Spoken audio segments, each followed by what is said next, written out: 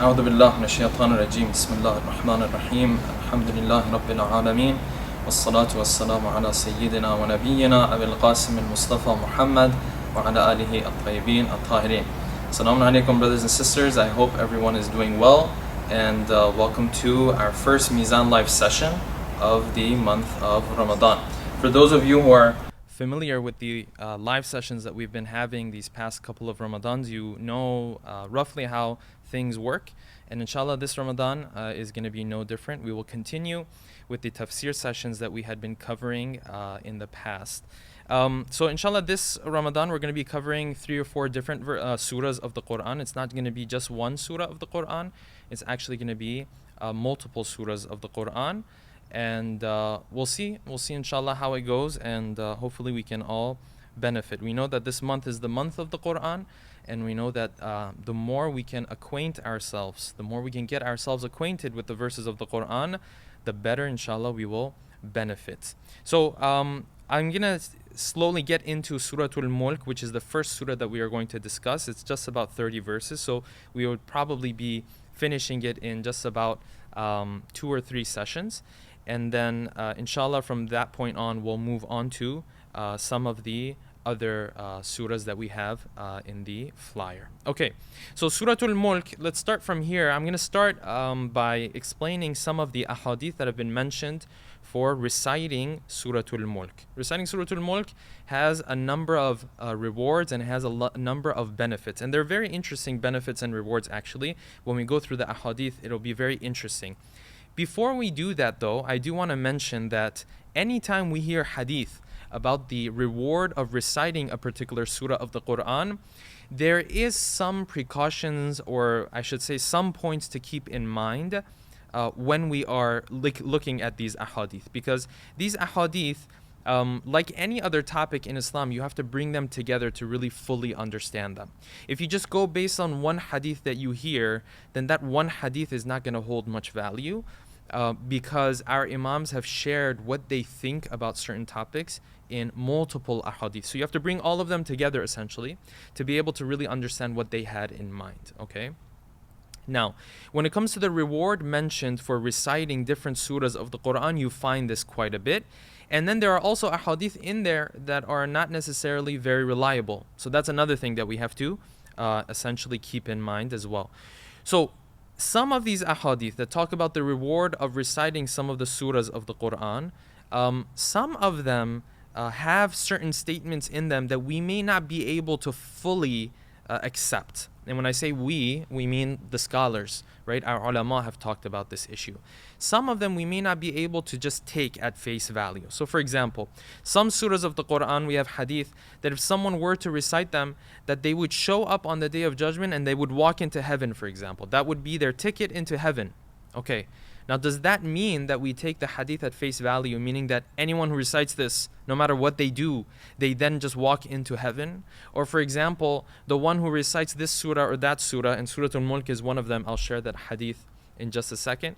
If someone recites this surah or that surah, that when they are placed inside of the grave, that they won't have any issues inside of the grave. And the fears and the concerns that the human being has inside of the grave is not going to be there for such an individual. Okay, these ahadith, our scholars say that these have to be taken into consideration with the other teachings that we have in Islam. Okay, those other teachings that we have in Islam are this, that when some of these ahadith mention some of these rewards, it's not that once you do this for the rest of your life you're good. Some scholars say no, that means that up until this point this effect will be there for this person. Meaning that if the person were to, hypothetically, die, once he's done reciting this surah, this will be the effect. But if he goes back to his normal life and he does the same things that he was doing, he commits the same sins that he was committing in the past, then the effect of that, the recitation of that surah, may not be there necessarily. Okay, so that's one of the ways to look at it. Or for example, Ayatollah Makarim Shirazi, in his tafsir, he talks about this. He says some of these ahadith, when they say if you recite this surah, this will be the effect, what they really mean is if you recite this surah and you act upon it, this will be the effect. So for example, we have hadith that when someone reads Surah An-Nur, okay, and the result and the effect of this recitation is that this person, when he comes to the opposite gender in his interactions with the opposite gender, that he is immune, right? And he is protected. Okay, Ayatollah Makarim Shirazi, he says what is really meant by this is actually that if the person recites this surah and then acts upon it, then he will be immune. Then the result and the effect mentioned in the hadith will actually take place, right? And will actually play out for this person. So these are some of the points to keep in mind as we're going to go through these ahadith that explain the reward or some of the results or effects of a person who recites some of these surahs. In particular, of course, today's because we're discussing Surah Mulk, which is the 67th surah of the Quran. We'll explain that we have to keep this in mind when we go through these rewards. Okay, so the first hadith that I want to share to you about a person who recites Surah Mulk is this, that the hadith says that the Prophet salawatullahi alayhi, he said that whoever recites Surah Mulk, he is given a reward similar to the reward of staying up on the night of Qadr, which is obviously not a simple, reward. It's not like some little reward. No, this is a very handsome reward that the Prophet is mentioning, right? And then the hadith continues that every night the Prophet used to recite Surah Mulk himself. In another hadith, the Prophet is also narrated to have said that Surah Mulk on the Day of Judgment, he will come out where everyone has gathered, right? In that area that we call the area of Mahshar, that area where everyone has come to be held accountable. The hadith says that on that day Surah Mulk will come and he will argue on behalf of the person who was reciting him in this world. To do what? To then have his sins forgiven. Okay. Then I want to share this hadith with you. This one is very interesting. Ibn Abbas, who's a famous companion of the Prophet, he says that one day I was sitting on a grave and I didn't know that this is actually a grave. And I started to recite Surah Mulk. Back in the day, graveyards, they may have been lost. Things weren't as clear as they are today. You might have gone to the outskirts of the city. Maybe someone was buried there, for example. Maybe someone had a grave there, for example.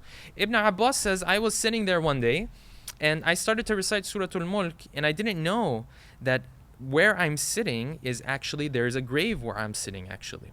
So he says that after I recited this surah of Surah Mulk, then I heard a call from inside of the grave, and the call said that this surah can save you. In other words, when you leave this world and you come to the hereafter, this surah can be a means of salvation. It can be a means of saving you. Okay, and then he says, obviously he's surprised by this. He doesn't know exactly what's going on. He says, I came to the Prophet and I told the Prophet that this is what happened. And the Prophet then explained what that call was saying. He said, yes, Surah Mulk can save one from the punishment of the grave. Okay, now again, does this mean if I recite Surah Mulk once in my life, that there's nothing else that I have to worry about? Our scholars have said, obviously, that that's not what the hadith is saying. If that was true, a person like Ibn Muljam would have nothing to worry about, la'natullahi alayh, and we all know he has plenty to worry about, right? But we know Ibn Muljam was actually one of those people. He was amongst the Khawarij, right? And the Khawarij were well known. They were well known for the marks that they had on their foreheads, for the long sajdas that they used to do. They were also very well known for how much recitation of the Quran that they had. So that's something to keep in mind as we're going through these ahadith. And then the one or two more hadith I want to mention for you is that, again, the Prophet has mentioned that there is a surah in the Quran. It has 30 verses, and on the day of judgment, it will do shafa'ah, right? It will intercede on behalf of the one who has recited this. And in another hadith, the Prophet, the fifth Imam, he says that when somebody recites this surah of the Quran, as much as when he is placed inside of the grave, the angels want to enter from different paths. They want to come to question him, to hold him accountable. As much as they want to do that, Surah Mulk will be there to protect this individual. Of course, we know that the angels will ask their questions. There's no doubt about that. But he won't be in fear. Right? He won't have a concern that they are approaching him because he was one who used to recite Surah Mulk. And this surah has also been recommended to be recited for someone who has passed away. If someone wants to send some sort of thawab, some sort of gift to someone who's passed away, maybe your marhumin, your grandmother, grandfather, mother, father, whoever has passed away from your family, this is a wonderful way to do it. Okay, before I delve into the first verse and we actually get to the actual surah, I will say this last point, that all of these ahadith that we just mentioned and many more that have to do with the recitation of the verses of the Quran, all of them, put them here and then add on top of all of that the value of understanding the meaning of the verses of the Quran. So imagine, as we're going through these verses, if you can follow along inshallah, imagine the reward for someone who doesn't just recite the surah, he understands the surah while he is reciting it. This person, there is no doubt that his reward will be even greater. If just the recitation has this reward, just imagine what it's going to be like for someone who is able to understand the meaning of the surah as well. Okay. Let me move on to the meaning of the first verse of the surah. Inshallah, if you guys can, as you guys are watching along, you can, if you're watching on Facebook, you can just send your questions through Facebook, and inshallah I will see them there. If you are watching the live stream through Instagram, I believe I should be able to see the live stream there as well. So you guys can just let me know if you have any questions or comments as we go. And like always, we would definitely appreciate your feedback as well. Okay. Delving into the actual, first verse of the surah. The first verse of the surah starts out like this. Now, Bismillah ar-Rahman ar-Rahim, of course, there's a long discussion on it. Is it part of the verses of the Quran? Is it not? A lot of Shia scholars actually believe that it is part of the verses of the Quran. Okay? Now, what does that exactly mean? I remember I heard this maybe 10 years ago when I started out my Hawza studies. Our teacher mentioned this. He said, yes, there's a difference of opinion about this. And I said, well, why does that even make any sense? If it's actually part of the surah, not part of the surah, what does that mean? But essentially what that means, and I just realized this, learned this just a couple days ago. So it essentially took me 10 years to figure this out. But essentially what it means is that whatever verb comes at the beginning of the surah, this ba is essentially attached to that. So if it says tabaraka, blessed, means blessed with the name of Allah subhanahu wa ta'ala, which is the Bismillah that you find at the beginning of the surah. So either way you want to count it, Bismillah part of the surah or not, we're going to move on to afterwards. Tabaraka alladhi biyadihi al-mulk wa huwa ala kulli shay'in qadir. Blessed is the one who in his hands is the kingdom, the authority of the heavens and the earth. وَهُوَ عَلَى كُلِّ شَيْءٍ قَدِيرٌ. And he is the one who has authority and power over everything. He is the one who is capable of making anything happen. Okay, now I will mention this. This word mulk obviously is the name of the surah. What it really means is having authority over something, which manifests itself with a kingdom. That's why some have translated the meaning of the name of the surah to mean the kingdom. It can also refer to the authority that someone has over something. They say that there is two worlds, Alamul Mulk wa Alamul Malakut. This verse is not speaking to that terminology. Alamul Mulk would refer to the world of nature. Alamul Malakut would refer to the worlds beyond the world of nature, or the beyond the worlds of matter. But that's a separate terminology. This biyadihil mulk is just speaking of how Allah subhanahu wa ta'ala, everything in the heavens and the earth, its authority is in his hands, the power over it is in the hands of Allah subhanahu wa ta'ala. Okay. الَّذِي خَلَقَ الْمَوْتَ وَالْحَيَاةَ لِيَبْلُوَكُمْ أَيُّكُمْ أَحْسَنُ عَمَلًا. He is the one who created death and he created life, لِيَبْلُوَكُمْ أَيُّكُمْ أَحْسَنُ عَمَلًا, so that he could see which one of you would end up doing better. Okay. So a couple points about this verse. الَّذِي خَلَقَ الْمَوْتَ, the one who created death. Normally we look at death in the sense of something that is nothingness, like something that is the end of you existing. But Allah subhanahu wa ta'ala here says, الَّذِي خَلَقَ الْمَوْتَ, he's the one who created death. So what does that mean? That means that death is actually a process. Death is actually something that exists. It's a transition going from one world to another world. And therefore, because it's a thing that exists, it makes sense for him to say, I am the one who has created death. The same way, if you wanted to understand this verse a little bit better, it's kind of like saying, الَّذِي خَلَقَ الْوِلَادَةِ, the birth. Birth is also a transition from the womb into the material world, right? We don't consider birth as an end to the existence of the baby or the infant, right? We just consider it a transition from one world to another world, right? Similar with death, الَّذِي خَلَقَ الْمَوْتِ, he's the one who created death, because death is not the end of the existence of something. It is simply a transition from one stage to another stage. And the interesting point about this is that we can never go back in stages. Okay?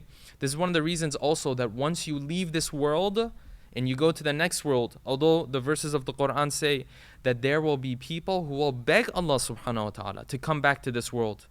But the verses of the Quran say, our scholars say, that once you go from one stage, then coming back to this stage is not necessarily going to be possible. All right, I'm just going to check to see in case we have any questions.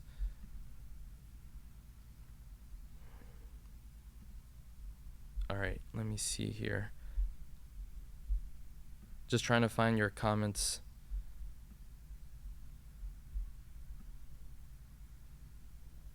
All right, I'm struggling to find the page here, but inshallah the brothers will let me know if there are any questions that you guys are asking or any comments. Oh, okay, there we go. Assalamu alaikum to all of you guys who have joined. I just was able to, pull up the page actually.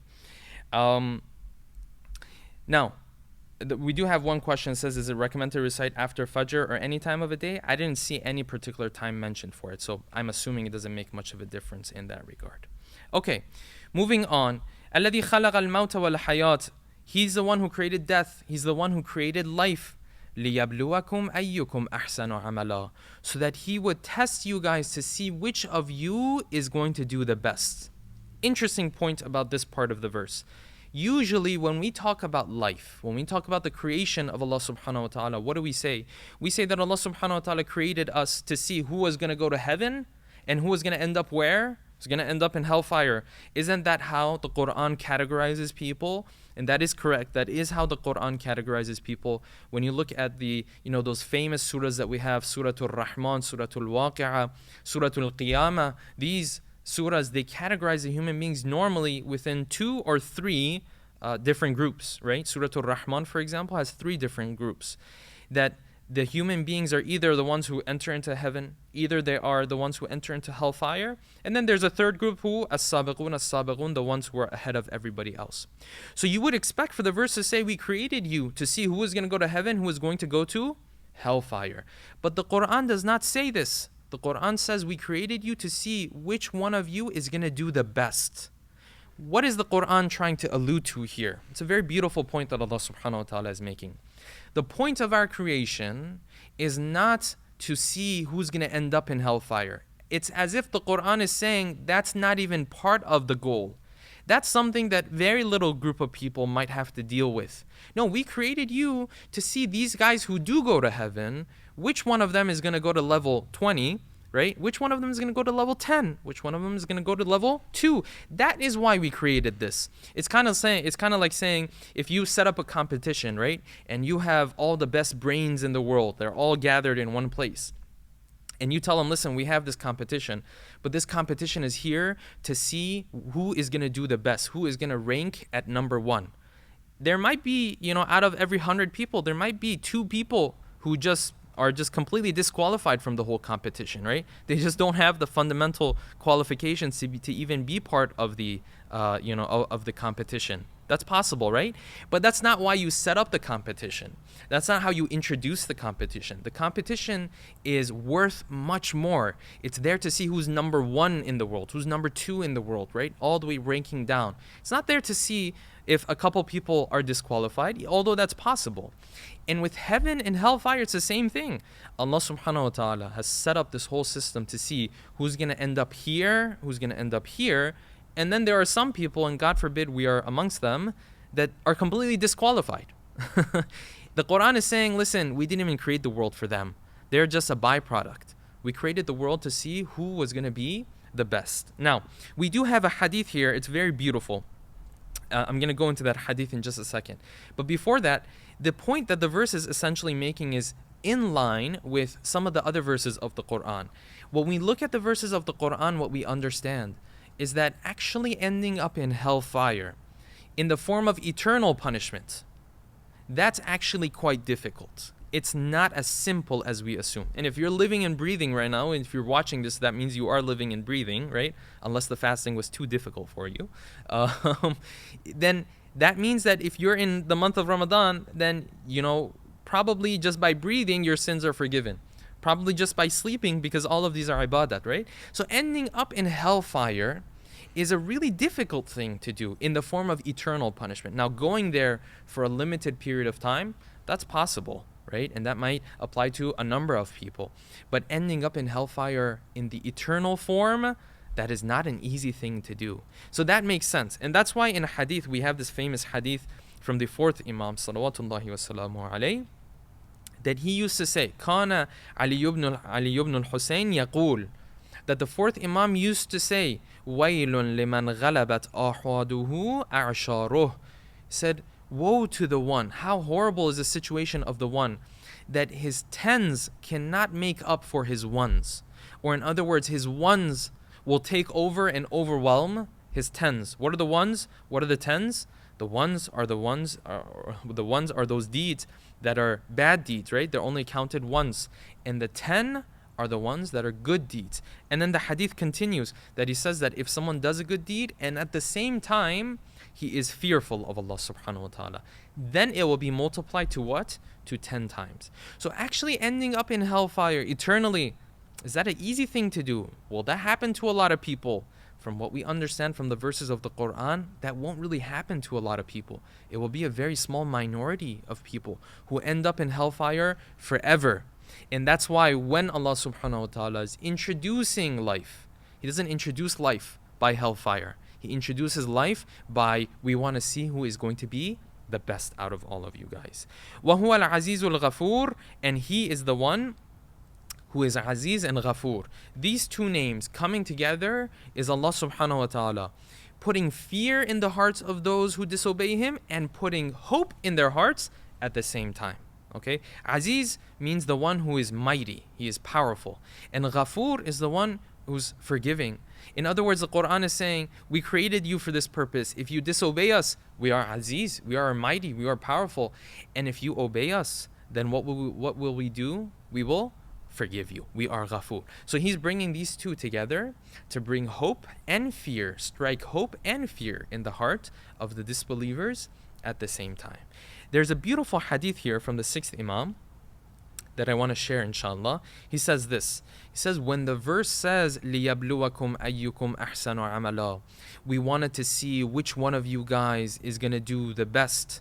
لَيْسَ يَعْنِي أَكْثَرُ عَمَلًا. The verse is not trying to say which one of you will do the most. Pay attention, because this is extremely relevant as we're going through the month of Ramadan. The 6th Imam is telling us, when the Quran says we wanted to see who's going to be the best, what we really mean is not who is going to do the most. The Quran is actually trying to say, based on this hadith, who is going to do better than others. How do you do better than others? In other words, the quality is better, not the quantity. The hadith is saying it's not about the quantity, it's about the quality. Okay. وَلَكِنْ أَسْوَبُكُمْ عَمَلًا. The one whose actions are more precise, they are better in terms of their quality. And then the 6th Imam, he explained, he said, وَإِنَّمَا الْإِصَابَةُ, when I say better quality, right, more precise, this is what I mean. وَإِنَّمَا الْإِصَابَةُ خَشْيَةُ اللَّهِ وَالنِّيَّةُ الصَّادِقَةِ.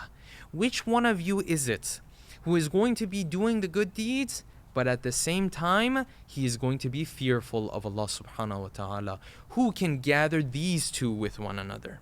Okay? Now I'll say this, brothers and sisters. In the month of Ramadan, you will find a lot of people, they will do a lot of different good deeds. Because in the month of Ramadan, there are so many good deeds that you can choose from. It's kind of unbelievable the type of selection that you have, right, in the month of Ramadan. So in the month of Ramadan, there are, the good deeds. There's, you can fast. Of course, fasting is wajib. You can give sadaqah. You can give charity. You can do a whole, essentially, a whole host of different things there is that you can do in the month of Ramadan. But what the hadith is saying is, who can do good deeds, but at the same time stay away from haram and be fearful of Allah subhanahu wa ta'ala? Who is able to gather both of these together? And this is what we find in our communities, unfortunately. You'll have people who will go all out in the month of Ramadan, but when it actually comes to staying away from haram, they won't be able to do that. And this person, his level, his status is lower than the one who does a little less, but he has better quality. How does he build that better quality? By being fearful of Allah subhanahu wa ta'ala and staying away from doing haram and committing sins of Allah subhanahu wa ta'ala. All right, before I continue, I'm just going to check. All right, seems like we're having some issues with the audio. Do you want to connect this? I think we are... This might have been out of battery. All right. So we'll just have to connect this to the electricity so that it's charging. All right. Sorry for that. Yeah, we were using this mic, and then that's what happens when you use wireless stuff. But we'll just have to connect that with a USB-C into some sort of source of power, and hopefully you guys can hear me a little bit better, inshallah. Yes, the Instagram has another mic, so if you guys are watching on there, then the mic doesn't have any issues over there. So if you joined on Instagram, you got lucky. All right. Okay. So just waiting a second so the brother can set up the mic, and then inshallah we will continue.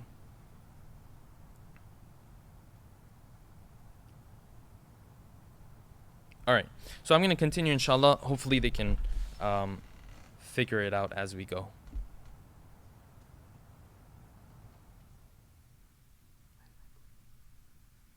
Yeah, it should be connecting now.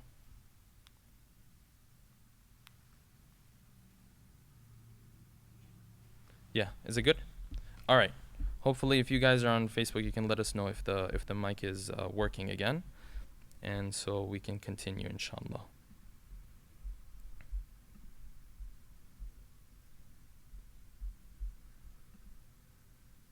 Oh, they're saying it's not there again. So maybe we can, let's see here. I don't know if you guys can hear me. Okay, seems like we're good. All right. Okay, awesome. Thank you guys for letting us know, because that's the bad thing of relying on wireless stuff. Then all of a sudden the battery is lost, and then you're stuck. Okay. So continuing, الَّذِي خَلَقَ السَّبْعَ سَمَاوَاتٍ طِبَاقًا, the one who created the heavens in 7 layers. Okay, so what is this part of the surah, of this Surah Mulk saying?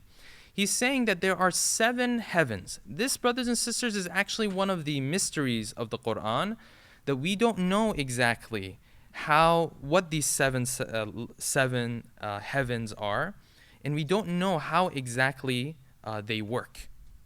We're out of audio again? It's not working again? All right. So maybe we can take Instagram and just plug it into Facebook, and the Instagram guys would get upset, but the Facebook guys would be happier that way. We'll have to sacrifice something. Hopefully next time we won't have any issues.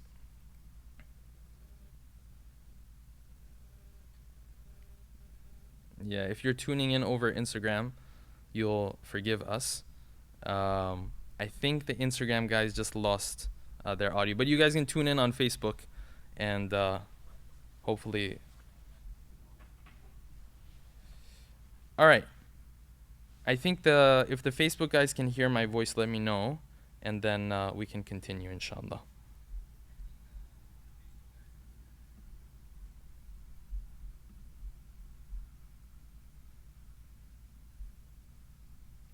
So you should be able to hear my voice now without any problem. Okay. Okay, I will start back from the points about quality or quantity. Yes, okay. So we were saying that the hadith of the sixth Imam says that when this verse of the Quran says, لِيَبْلُوَكُمْ أَيُّكُمْ أَحْسَنُ عَمَلًا, we are testing you guys to see which one of you guys is going to be better.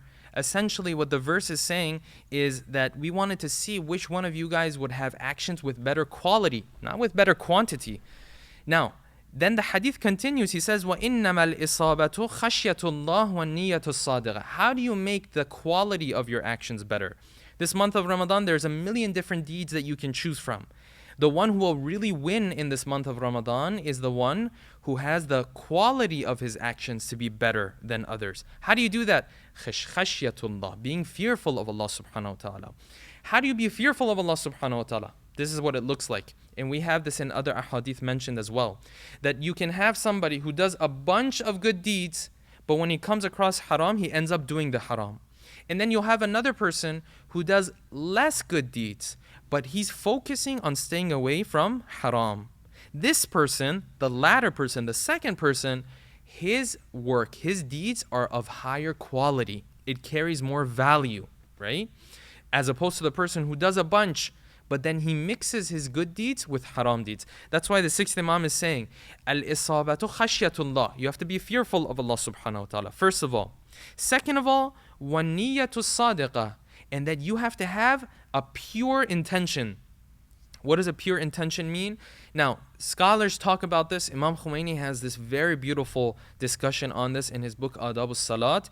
He says pure intention, there are actually 8 different layers, or different levels, I should say, to what it means for someone to have a pure intention. Out of these 8, I would tell you we don't even have to worry about we only have to worry about the first 2, okay, essentially. After that, 3, 4, 5, and 6 are essentially for really, really special servants of Allah subhanahu wa ta'ala. But essentially, the hadith continues and says, what we mean by having a pure intention is this: وَالْعَمَلُ الْخَالِص الصَّالِحِ الَّذِي لَا تُرِيدُ أَن يَحْمَدَكَ عَلَيْهِ أَحَدٌ إِلَّا اللَّهِ. When you do it, you don't do it with the intention that others will praise you for it. That is the goal. If you can get that done, and if you can do that, inshallah, then that is going to be a amal that is righteous, an amal that is pure. This is what is meant by higher quality. Okay, moving on. الذي خلق السبع سماوات طباقا. The one who created the 7 heavens طباقا, one upon another one. What does that mean? That shows us that the heavens, they actually have layers to them, the 7 heavens. That means that they are actually compatible with one another. In other words, you have to transition from one heaven to another heaven. When something is set up in layers, what does that mean? That means you have to go through one to then go to the next, then to go to the next. Okay.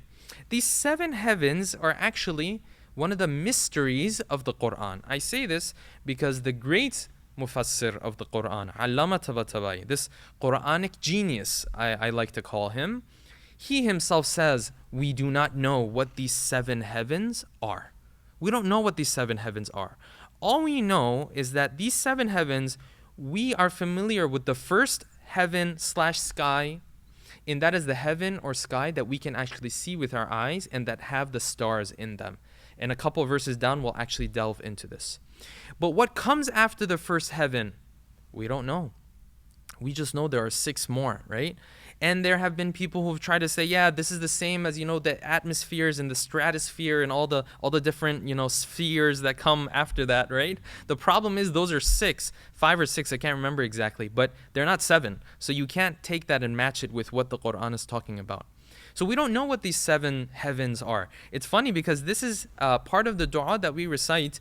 One of the duas that is highly recommended to be recited in qunut is La ilaha illallah al-halimul kareem, right? And then it continues to say, Rabbis samawati sab'a, the Lord or the nurturer of the 7 heavens. So it comes up quite a bit in our du'as, and in the verses of the Quran, obviously, it is mentioned over and over again.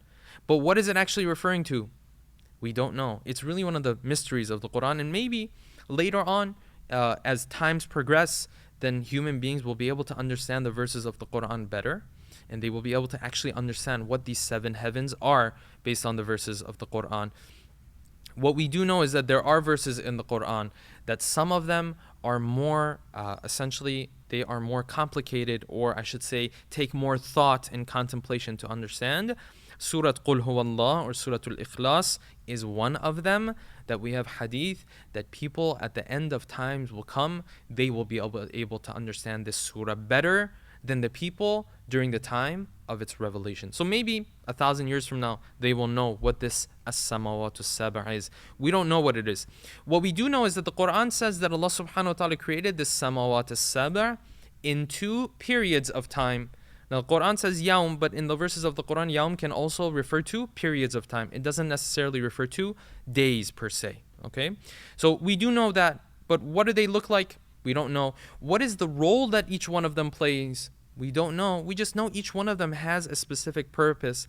That's why Allah subhanahu wa ta'ala says, وَأَوْحَى فِي كُلِّ سَمَاءٍ أَمْرَهَا. And Allah subhanahu wa ta'ala, He tells His malaika what to do in each one of these skies, each one of these 7 skies. What does He tell them to do though?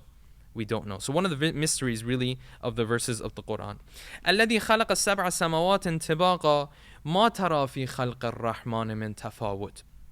He says He's the one who created these 7 heavens, but you will not see in the creation of Ar-Rahman any tafawut. Now, I don't know about Urdu. I know that in Farsi and in Arabic, normally when we use the word tafawut, we are referring to a difference, right?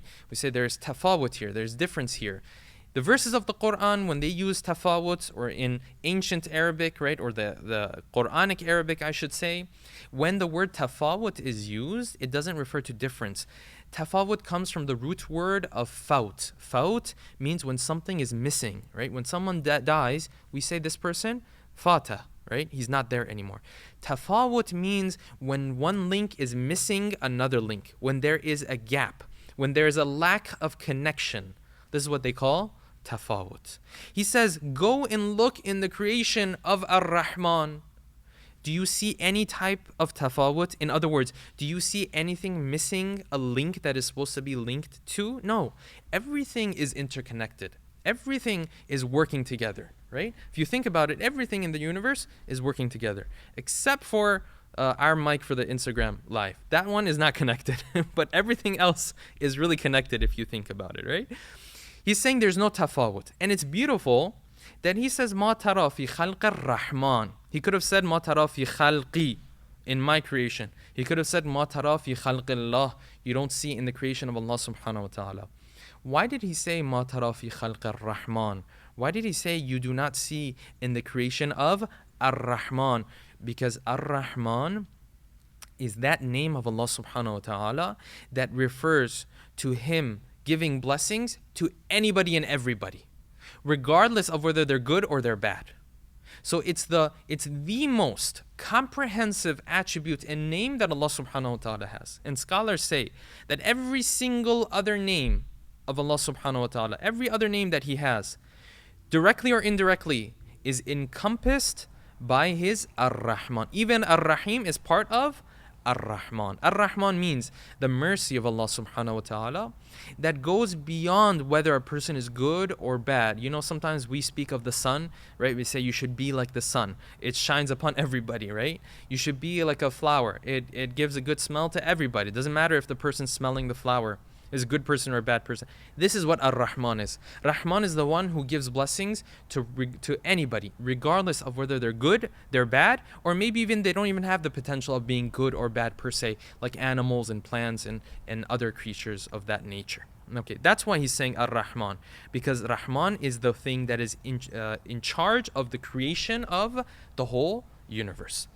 فَارْجِعِ الْبَصَرَ هَلْ تَرَى مِنْ فُتُورٍ. He says, listen, if you don't believe me, take your eye back, take your eyesight back. فَارْجِعِ الْبَصَرَ. Go and look again. هَلْ تَرَى مِنْ فُتُورٍ. Do you see any flaws? Do you see any holes? Do you see any gaps in our creation? No. Our creation is perfect. It is exactly the way it is supposed to be. I'll mention this point, and this is a longer discussion, so I don't think we're gonna have time to go through the whole discussion. But I will just mention this, that someone might say, well, we speak of this order in this world. The Quran is saying there's order in this world and all that kind of stuff, and there's no missing link and all that stuff. Then how come we see in this world the different natural disasters that we see? I mean, COVID-19, isn't that a form of showing us that there was a missing gap, that there was a link that was missing in this world, that there is some sort of, for example, cure for this virus that's supposed to be out there and it's not out there, and that's why we're dealing with this, right? That's why we're recording this right here, right? Shouldn't that be a question that comes to mind? No, this is a long discussion. Of course, people, theologians who discuss the existence of Allah subhanahu wa ta'ala, they will speak about this because essentially the argument of design lies on this issue. If you can understand this properly, then the argument of design will make sense. I will just mention this one point, that the mistake that we normally make is that we assume that the goal for which Allah subhanahu wa ta'ala created the heavens and the earth was to do what? Was to create a perfect world. That wasn't his goal. His goal was not to create a perfect world.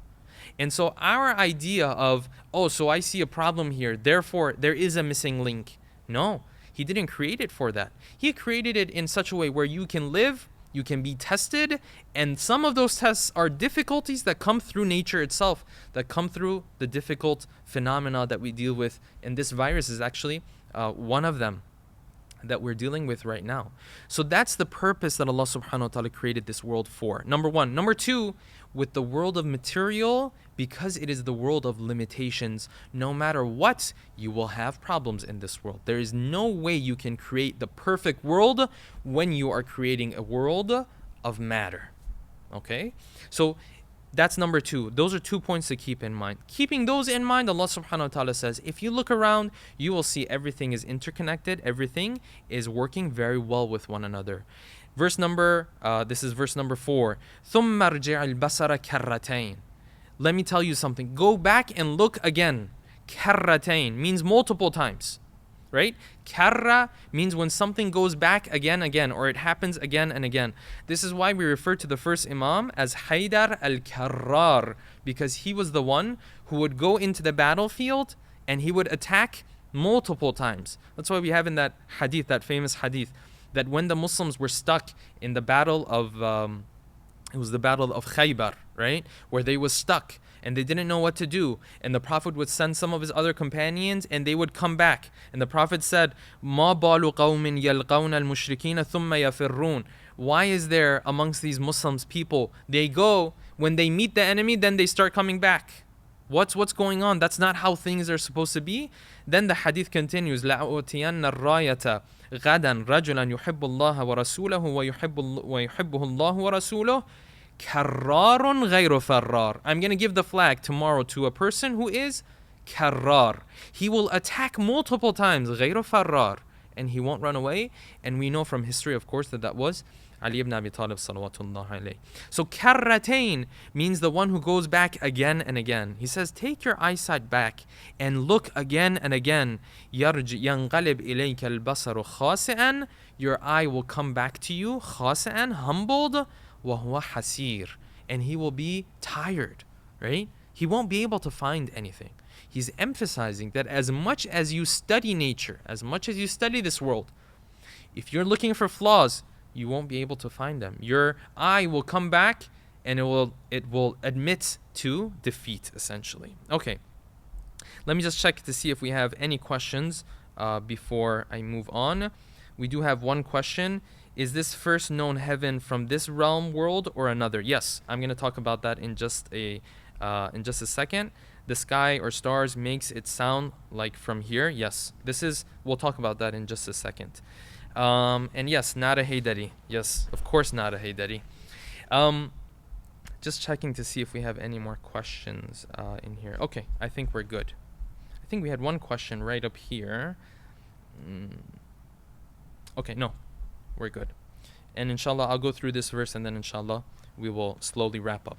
Verse number 5. وَلَقَدْ زَيَّنَّا السَّمَاءَ الدُّنْيَا بِمَصَابِيحٍ. And we adorned the lowest heaven. We were just talking about the 7 heavens. We said we only have access to one of them. Now the Quran is giving us some hints and some clues. وَلَقَدْ زَيَّنَّا السَّمَاءَ الدُّنْيَا. And we have adorned, we have made it beautiful. What? As-sama ad-dunya, the lowest heaven. Number 1 out of these 7. With what? Bimasabih, with these lights, referring to the stars. Okay, so now we know that out of these 7, the first one is the one that we see, because Allah subhanahu wa ta'ala has said that He has taken the stars and He has made them an adornment for the lowest sky. So when you see stars, that means you're in which sky? It means you're in the first sky. Okay, this part of the verse is pretty simple to understand. وَلَقَدْ زَيَّنَّا السَّمَاءَ الدُّنْيَا بِمَصَابِيحٍ وَجَعَلْنَاهَا رُجُومًا لِلشَّيَاطِينِ. And we made these stars a means of rajma. You know, rajma, when you go to Hajj, right, you throw the stones at the columns that are to represent shaitan, with the whole story of Ibrahim and all of that. We have made these stars a means of rajma lishayateen, for the shaitans. And we have to explain that. وَأَعْتَدْنَا لَهُمْ عَذَابَ السَّعِيرِ. What is this verse of the Quran talking about?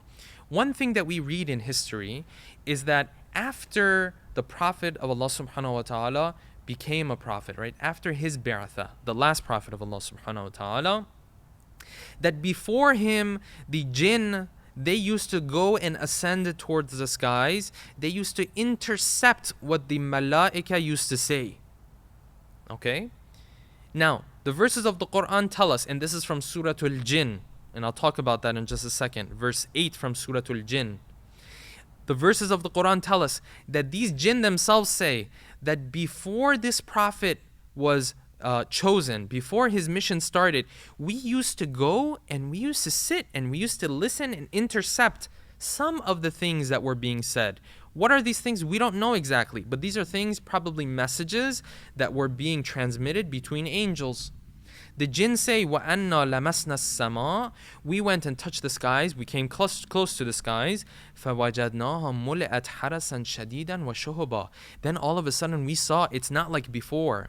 Before we could just sit there and listen. Now it has guardians. If we want to go and intercept what is being said, we're not able to do that anymore. There are harasan shadida, there are very serious, harsh guardians, which refer to the angels. Washuhaba, and then there are shahab. There is something, shahab essentially means something that will not miss its target, right? And that's why you would call, a missile, for example, shahab or whatever, because it's not going to miss its target.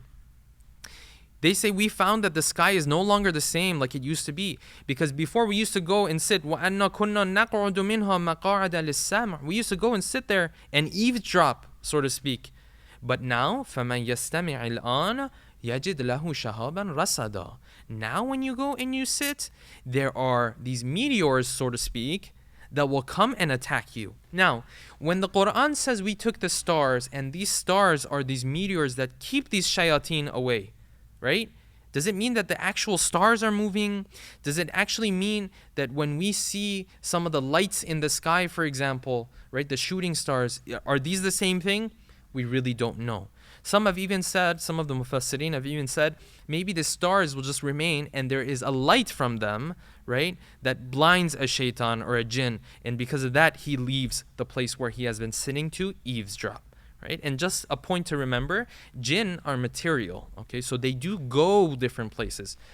Angels, on the other hand, they are not material, but jinn, they are material, right? So when we say the jinn went to the skies, that makes sense because they are material and they can ascend towards the skies. And of course, they have physical advantages over us. So this is what this part of the verses of the Quran talking about.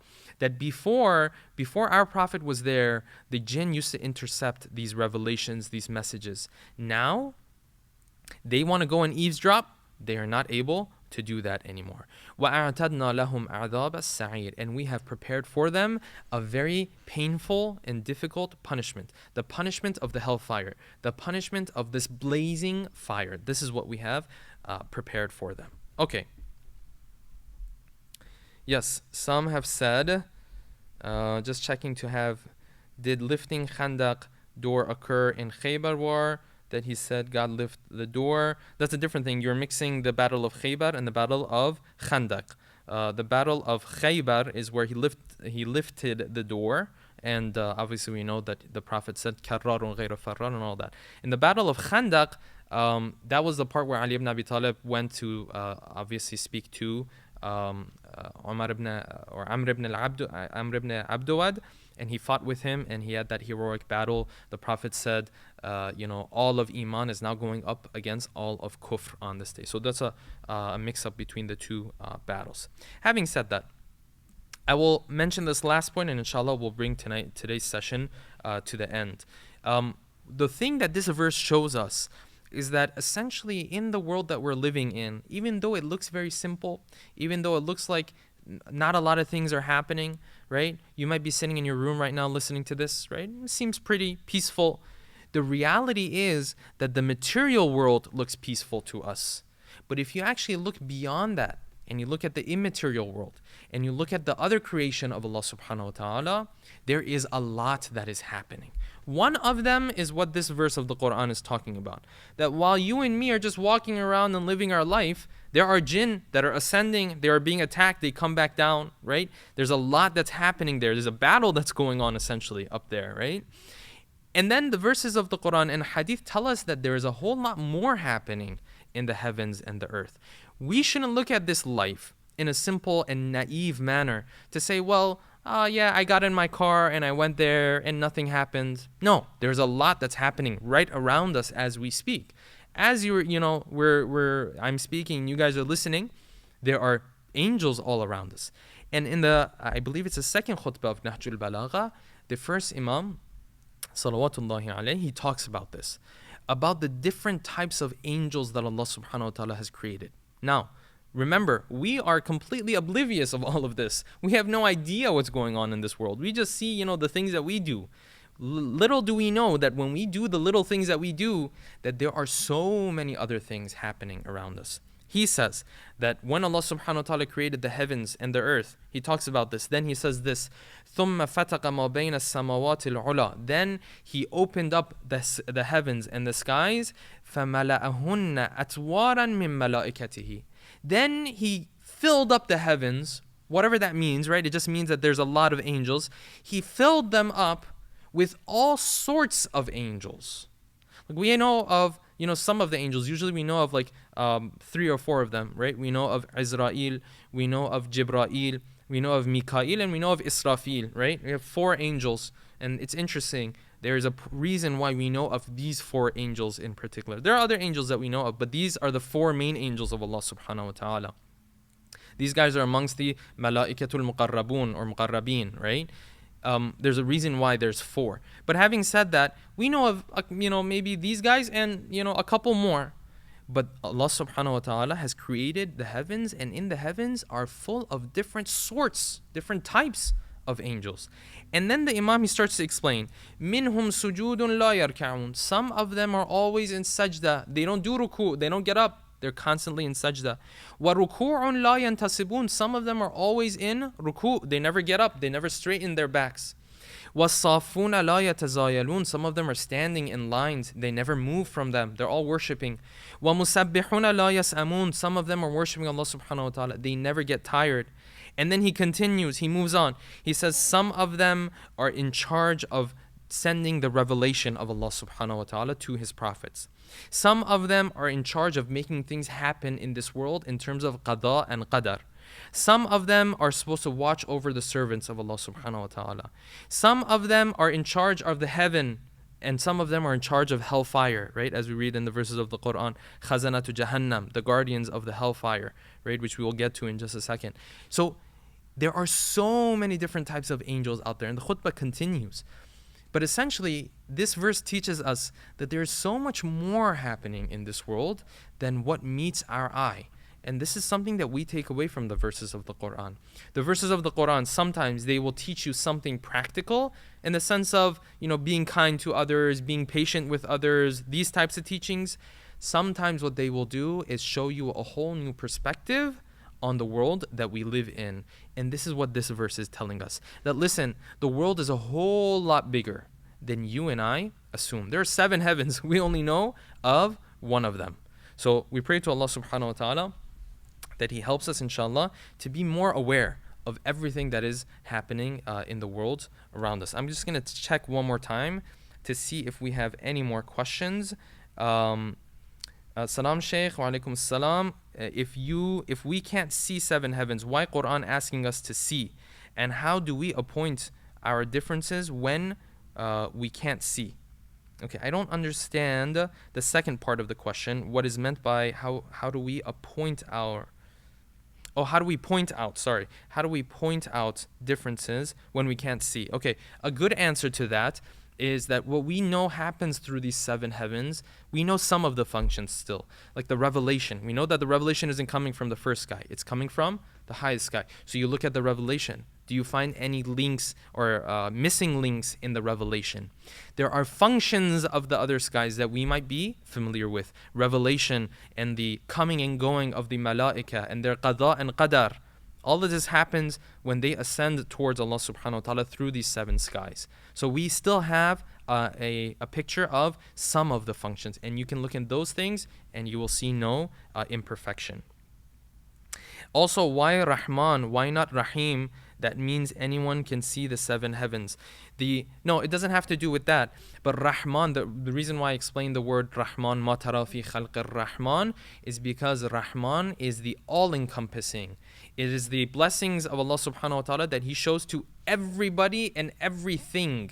Rahim is particular to the good servants of Allah subhanahu wa ta'ala. The extra blessings that Allah subhanahu wa ta'ala shows to His good servants is from His name, Ar-Rahim. Okay, that is why this verse has not used the word Ar-Rahim, because He's telling you and I to go and look in the whole universe, not just at the blessings He's given to His good servants. Therefore, He has used the name Ar-Rahman. Okay, I believe that is all of the questions that we had for today. Thank you guys for being with us. I apologize for the audio having a little bit of an issue. Hopefully, inshallah, for tomorrow night, tomorrow, we won't have those issues. Tomorrow we will continue with the tafsir of Surah Mulk, and as you know, we'll be going from Monday through Thursday every week, except for the week of the nights of Qadr. We'll be skipping that week, inshallah. Thank you very much for being with us, and inshallah, until the next session, keep us in your prayers.